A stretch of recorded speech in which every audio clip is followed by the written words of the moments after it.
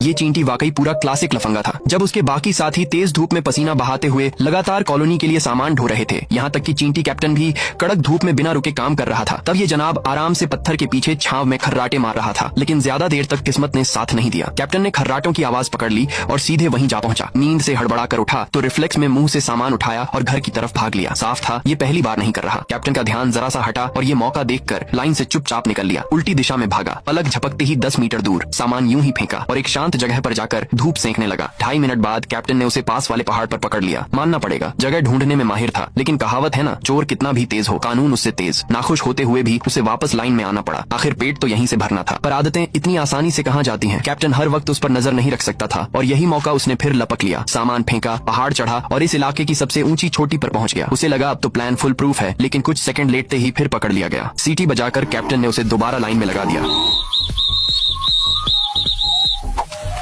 मगर बार बार की नरमी ने उसे और बेपरवाह बना दिया। इस बार तो हद ही कर दी। सरेआम लाइन छोड़ी, सामान जोर से पटका और सोच लिया अब हमेशा के लिए काम खत्म। राजू, यही था उसका नाम, ने एक भारी पत्थर धकेलना शुरू कर दिया, सीधा कॉलोनी तबाह करने के इरादे से। कैप्टन ने आवाज सुनी, पलटा, लेकिन राजू रुका नहीं, पूरी ताकत लगा दी। सब चींटियां घबरा कर देखती रहीं। पत्थर आखिरकार खाई के किनारे पहुंचा। कैप्टन ने तुरंत सबको ऑर्डर में हटने को कहा। ऊपर से पत्थर लुढ़कता हुआ नीचे गया और सारी मेहनत एक झटके में जीरो। सब एक दूसरे को देखने लगे। एक रात में फिर से शुरुआत। ऊपर बैठा राजू अपनी तबाही से खुश था। बिना किसी पछतावे के लेटा और सो गया। रात भर की डांट फटकार के बाद उसने वादा किया कि अब सुधर कर घर दोबारा बनाएगा। लेकिन अगली ही सुबह जब सब ईमानदारी से सामान ढो रहे थे, ये किसी मैडम जी की फूल लगी चप्पल उठा लाया। टेम्पररी स्टोर पर पहुंचे तो कैप्टन खुद दरवाजे पर खड़ा था। माहौल अजीब सा हो गया। आखिरकार कैप्टन फट पड़ा और डर के मारे राजू फिर भाग गया। 2.5 घंटे बाद ट्रॉफी लेकर लौटा। कैप्टन ने देखा तो लगभग चक्कर ही आ गया। तू नॉर्मल क्यों नहीं रह सकता? राजू धूप का चश्मा उठाए फिर भागा। थोड़ी देर में एक और चीज ले आया, जिसे देखकर कैप्टन दंग रह गया। सच बता, तूने पूरा कमरा खाली कर दिया क्या? शाम तक यही चलता रहा। हर बार कुछ न कुछ चोरी करके लाता और घर में भरता रहा। आखिर में उसके उम्मीद भरे चेहरे को देखकर कैप्टन चुपचाप दरवाजा बंद कर गया। न डांट न सजा, बस इतना सा, अब जो करना है कर, मैं थक गया हूँ। इसी तरह राजू ने उठाई हुई चीजों से एक गुलाबी सा ठिकाना बना लिया। उसके बाद कैप्टन कभी लौटकर नहीं आया। वक्त बीतने के साथ उसे वही दिन याद आने लगे जब कोई उसे रोकता टोकता था, मगर अफसोस मौके उसे बहुत मिले और उसने हर बार उन्हें हल्के में लिया।